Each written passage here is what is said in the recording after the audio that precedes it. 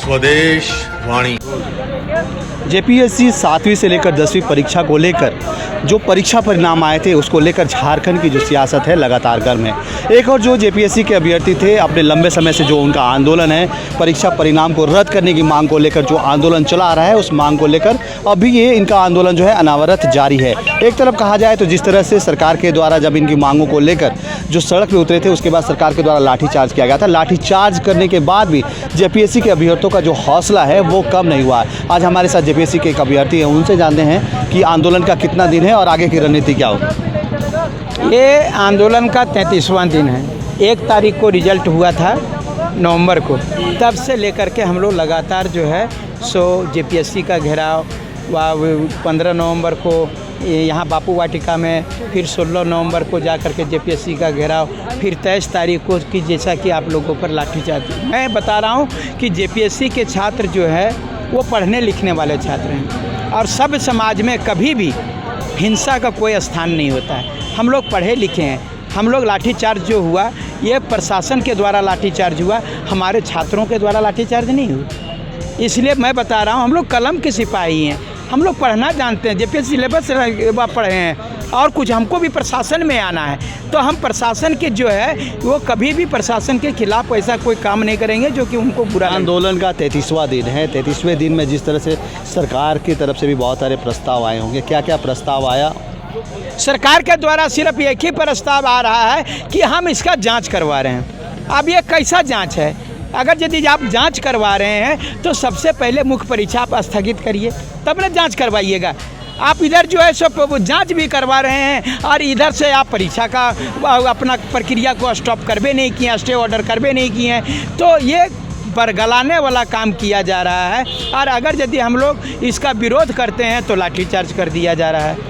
इसलिए हम लोग 7 तारीख को महामहिम के सामने न्याय गुहार यात्रा लगाएंगे कि महामहिम आप सर्वे सर्वा हैं, आपसे अनुरोध है कि हम लोगों के झारखंड के छात्रों के साथ में न्याय करें और सही गलत का फैसला करें। ये लोग हम लोग बार बार बोलता है कि जो भी फैसला लेना है आपके पास गलत हुआ है तो कोर्ट जाइए। आपको बताते हैं कि मम्मी पापा हमको पढ़ने का पैसा देते हैं, न्यायालय में लड़ने का पैसा नहीं देते हैं।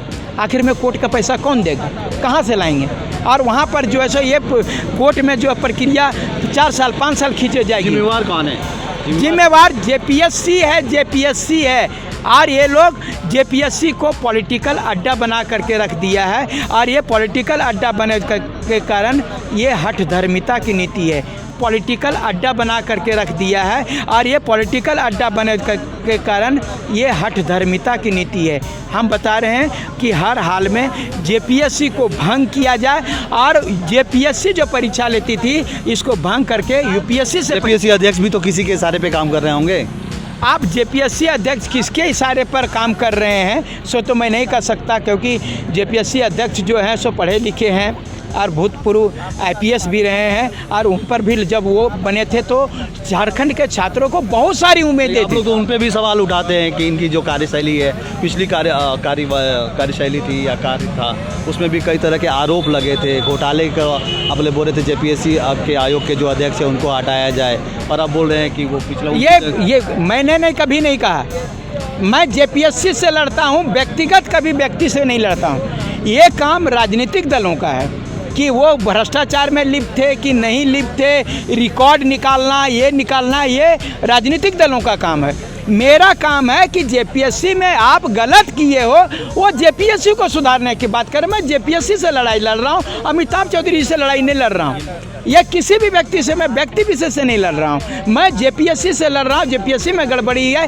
जेपीएससी में जितने लोग हैं वो सारे लोग जिम्मेदार हैं, न कि सिर्फ अध्यक्ष महोदय जिम्मेदार हैं। चलिए, ये थे जेपीएससी के अभ्यर्थी जिन्होंने साफ तौर पे कहा कि जो भी निर्णय आया है या जो भी परिणाम आए हैं इसको लेकर उस परिणाम को सरकार को रद्द करने देना चाहिए, जेपीएससी आयोग को इसको रद्द करने देना चाहिए। लेकिन सबसे बड़ी बात है कि कुछ दिन पहले से जिस तरह से जेपीएससी अभ्यर्थियों ने जो आरोप लगा रहे थे कि जेपीएससी आयोग के जो अध्यक्ष हैं अमिताभ चौधरी, उनकी पिछली जो कार्यकाल था उसमें कई आरोप उन पे लगे थे और उन आरोपों में अगर ऐसी बात की जाए तो घोटाले, सीधे तौर पे उन्होंने घोटाले का आरोप लगाया था। लेकिन अभी वहीं से ही कुछ अभ्यर्थी हैं जिन्होंने साफ तौर पे कहा है कि जेपीएससी आयोग पे हम लोगों ने हमला किया था, ना कि जेपीएससी आयोग पे हम लोगों ने आरोप लगाया था, ना कि व्यक्तिगत तौर पे जेपीएससी के जो अध्यक्ष हैं अमिताभ चौधरी पर हम लोगों ने व्यक्तिगत तौर पे वार किया था।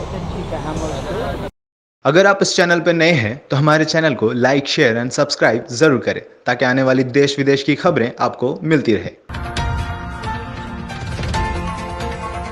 स्वदेश वाणी।